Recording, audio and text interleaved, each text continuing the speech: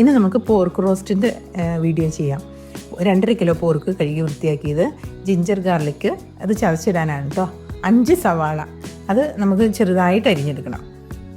പിന്നെ കുറച്ച് കറിവേപ്പില, പിന്നെ മുളക് പൊടി, മഞ്ഞൾപ്പൊടി, ഉപ്പ്. അത് കഴിഞ്ഞിട്ട് ഇത് ഗരം മസാല നമ്മൾ പൊടിച്ചെടുക്കണേ എങ്ങനെയാണെന്ന് കാണിക്കണതാണ് കേട്ടോ. പോർക്ക് ആയതുകൊണ്ട് കുരുമുളക് കുറച്ച് കൂടുതൽ വേണം. കുരുമുളക്, പെരിഞ്ജീരകം, ഗ്രാമ്പൂ, ബേ ലീഫ്, പിന്നെ തക്കോലം, വറ്റലമുളക്, കുറച്ച് മല്ലി, ഏലക്ക, കറുവപ്പട്ട, ഇത്രയും നമുക്കെടുക്കാം.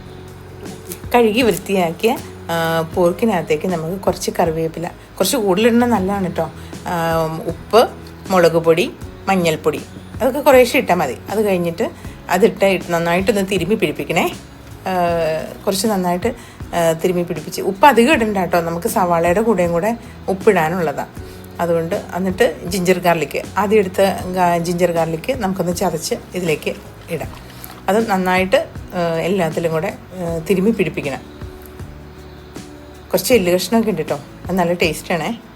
കുറച്ച് കറിവേപ്പില കൂടുതൽ ഇടണം, നല്ലതായതുകൊണ്ടാണ് പിന്നെ ഇട്ടത്. പിന്നെ നമുക്കൊരു കുക്കറിലേക്ക് ഇതങ്ങ് ഇട്ടിട്ട് ലേശം വെള്ളം ഒഴിക്കൂട്ടോ, എങ്ങാനും അടി പിടിച്ചാലോ എന്ന് വിചാരിച്ചിട്ട്.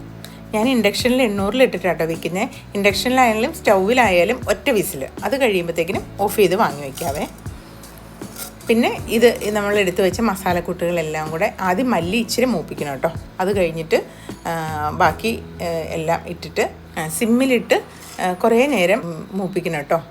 എല്ലാം ഇട്ടിട്ട് സിമ്മിലായിരിക്കണം കേട്ടോ, അന്നേരം ടേസ്റ്റ്, അല്ലെങ്കിൽ അങ്ങ് വങ്ങിപ്പോവും. ഇതിങ്ങനെ നന്നായിട്ട് ഒന്ന് മൂപ്പിച്ചെടുക്കണം. ഇത് തന്നെയാണ് കേട്ടോ ഗരം മസാലയുടെ കൂട്ട് വന്നതും. എല്ലാ ഗരം മസാല ചേർക്കണേനും ഇത് ചേർക്കുവാണെങ്കിൽ ഒരു പ്രത്യേക ഫ്ലേവറാണ് കേട്ടോ. മല്ലിപ്പൊടി ചേർക്കുന്നതിനെക്കാട്ടിലും നല്ലത് നമ്മളിങ്ങനെ പൊടിച്ച് വെച്ചേക്കുന്ന ഇച്ചിരി മല്ലി എടുക്കുമ്പോഴാണ്. അത് നമ്മൾ ഇങ്ങനെ പൊടിച്ച് വെച്ചു. അത് കഴിഞ്ഞിട്ട് കുറച്ച് എണ്ണ ഒഴിച്ച് കടുക് പൊട്ടിക്കണം. അത് നന്നായിട്ട് പൊട്ടുമ്പോഴാണ് കേട്ടോ അതിൻ്റെ ഫ്ലേവർ വരുള്ളൂ. അത് കഴിഞ്ഞിട്ട് കുറച്ച് ജിഞ്ചർ ഗാർലിക് പേസ്റ്റും നമ്മൾ അരിഞ്ഞ് വെച്ച സവാളയും കൂടി ഇട്ടിട്ട് നന്നായിട്ടൊന്ന് വഴറ്റിയെടുക്കണം. അതിൻ്റെ കൂടെ കുറച്ച് ഉപ്പിടുമെന്ന് ഞാൻ പറഞ്ഞല്ലോ. ഇച്ചിരി ഉപ്പിട്ട് കഴിഞ്ഞാൽ പെട്ടെന്ന് അങ്ങ് വഴന്ന് കിട്ടും. അതുകൊണ്ടാണ് കുറച്ച് കറിവേപ്പില ഇട്ടിട്ട് ഞാൻ ഇച്ചിരി നേരം മൂടിയും കൂടെ വെച്ചു. പിന്നെ ഞാൻ ഉണ്ടാക്കിയ ഗരം മസാല തന്നെയാണ് കുറച്ച് ഇതിനകത്തേക്ക് ചേർത്ത് കൊടുത്തു. ഇനി അത് നന്നായിട്ടൊന്ന് മൂത്ത് വരുമ്പോഴത്തേക്കിനും കുക്കറിൽ വേവിച്ച് വെച്ചേക്കുന്ന പോർക്ക് നമുക്കിതിലേക്ക് ഇട്ട് കൊടുത്തിട്ട് നന്നായിട്ട് ഇളക്കി കൊടുക്കണേ, മസാലയൊക്കെ എല്ലായിടത്തും വരാൻ പാകത്തിന്.